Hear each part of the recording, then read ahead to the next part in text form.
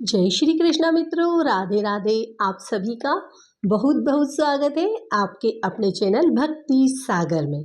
आषाढ़ माह की कृष्ण पक्ष की चतुर्थी तिथि को कृष्ण पिंगला संकष्टी चतुर्थी मनाई जाती है। कृष्ण पिंगला संकष्टी चतुर्थी के दिन भगवान गणेश के गजानन एक दंत रूप की पूजा अर्चना की जाती है।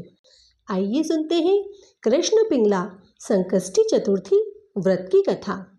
द्वापर युग में माहिष्मती नगरी में महिजीत नाम के एक प्रतापी राजा रहते थे।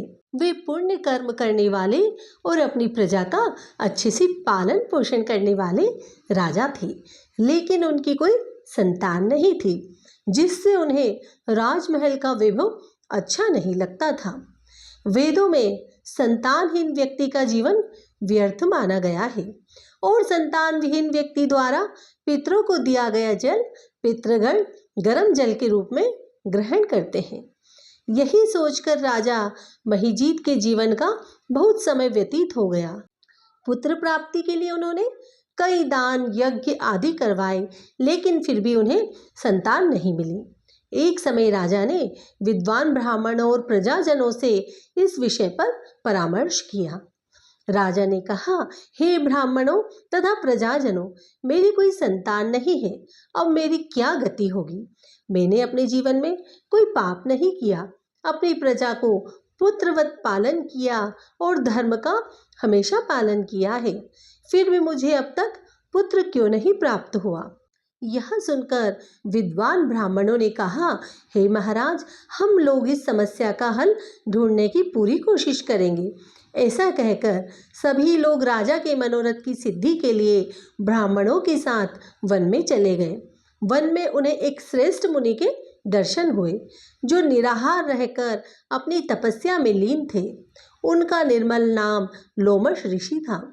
सभी लोग उनके समक्ष जाकर खड़े हो गए और मुनिराज से कहा, हे ब्रह्मा ऋषि, हम लोगों के दुख का कारण सुनिए। हे भगवान, आप ऐसा कोई उपाय बतलाइए जिससे इस दुख का निवारण हो सके। महर्षि लोमस ने पूछा, सज्जनों, आप लोग यहाँ किस कारण से आए हो, स्पष्ट रूप से कहिए। प्रजाजनों ने कहा, हे मुनिवर, हमारे राजा का नाम महिजीत है, जो ब्राह्मणों के रक्षक, धर्मात्मा, दानवीर, सूरवीर और मधुरभाषी है। उन्होंने ही हम लोगों का पालन पोषण किया है, परंतु ऐसे राजा को आज तक संतान की प्राप्ति नहीं हुई है। हे महर्षि, आप कोई ऐसी युक्ति बतलाइए जिससे हमारे राजा को संतान सुख की प्राप्ति हो सके, क्योंकि ऐसे गुणवान राजा को संतान का ना होना बड़े ही दुख की बात है। प्रजा की बात सुनकर महर्षि लोमश ने कहा, मैं संकट नाशन व्रत के बारे में बता रहा हूँ। यह व्रत निसंतान को संतान और निर्धनों को धन देता है। आषाढ़ कृष्ण पक्ष की चतुर्थी को एक दंत गजानन नामक गणेश की पूजा करें।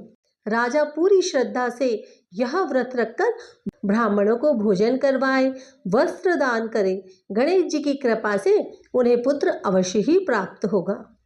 महर्षि लोमश की बात सुनकर सभी लोग उन्हें दंडवत प्रणाम करके नगर में लौट आए और उन्होंने राजा को महर्षि लोमश द्वारा बताए गए उपाय के बारे में बताया। प्रजाजनों की बात सुनकर राजा बहुत प्रसन्न हुए और उन्होंने श्रद्धापूर्वक गणेश चतुर्थी का व्रत किया। कुछ समय बाद राजा की पत्नी रानी सुदक्षिणा को सुंदर और सुलक्षण पुत्र प्राप्त हुआ।